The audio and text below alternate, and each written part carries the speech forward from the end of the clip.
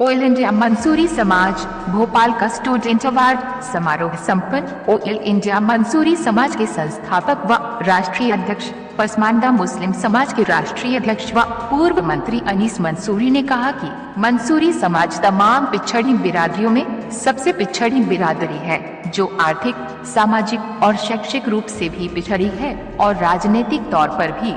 सभी राजनीतिक दलों ने इनका वोट तो लिया, बदले में न तो रोजगार मिला और न ही मंसूरी समाज के लोगों को राजनीतिक भागीदारी। अनीस मंसूरी ने कहा कि मंसूरी समाज देश में विभिन्न नामों से जाना जाता है, जैसे पिजारी, पिजरा, नद्दा, धुनिया, नूरबाश, दुदेकला, खिलजी, चंदेरी, अजमेरी तथा समानी तेली आदि 53 नामों से जाने जाते हैं। बताते चले कि अनीस मंसूरी आज भोपाल के कनक मैरिज गार्डन में आयोजित ऑयल इंडिया मंसूरी समाज द्वारा मंसूरी समाज के मेधावी छात्र छात्राओं के सम्मान समारोह में मुख्य अतिथि के रूप में बोल रहे थे। अनीस मंसूरी ने कहा कि देश की आजादी के 78 वर्ष बाद भी हमारे हालात दलितों से भी बदतर है। पसमानदा मुसलमानों की वह बिरादरियां जिनके आधुनिकीकरण के चलते पुश्तैनी धंधे समाप्त हो गए, आज वे भूखमरी के कगार पर है। केंद्र और राज्य की सरकारों को इनकी आवाज सुनाई नहीं देती है। अनीस मंसूरी ने कहा कि केंद्र और राज्य की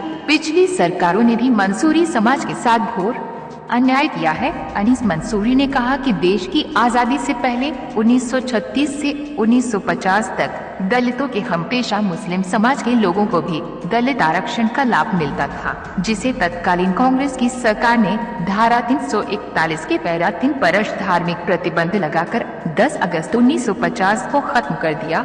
यह आजाद भारत की बड़ी घटना थी। अनीस मंसूरी ने कहा कि 16 सालों के लंबे संघर्ष के बाद जब हमने पसमानदा मुसलमानों की समस्याओं को लेकर के देश में जब जन आंदोलन खड़ा किया, तो जमींदारी सोच रखने वाली राजनीतिक पार्टियों और उन पार्टियों में प्रत्यक्ष और अप्रत्यक्ष रूप से शामिल सरकारी मौलानाओं व नेताओं के सीने पर सांप लौटने लगा है। ऐसे लोग पसमानदा आंदोलन को डैमेज करने का काम कर रहे हैं। इसकी शुरुआत सरकारी मौलानाओं और राजनीतिक दलों में बैठे अशराफिया सोच रखने वाले नेताओं ने कर दिया है। अनीस मंसूरी ने कहा कि जब पसमानदा मुसलमान अपना हक पाने के करीब होती है, तो पसमानदा दुश्मन सोच के लोग इस्लाम की दुहाई देकर हमारे आंदोलन को कमजोर करने का प्रयास करते हैं। अनीस मंसूरी ने कहा कि जब पंडित जवाहरलाल नेहरू की सरकार संविधान सभा में आरक्षण को खत्म करने की बात कर रहे थे, तो बाबा साहब भीमराव अम्बेडकर ने दलितों के आरक्षण खत्म करने का विरोध किया।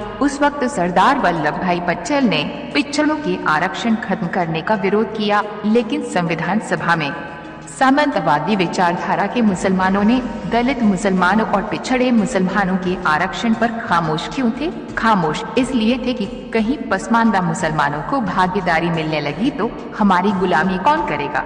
यही वजह है कि 74 सालों से पसमानदा मुसलमान दलित आरक्षण से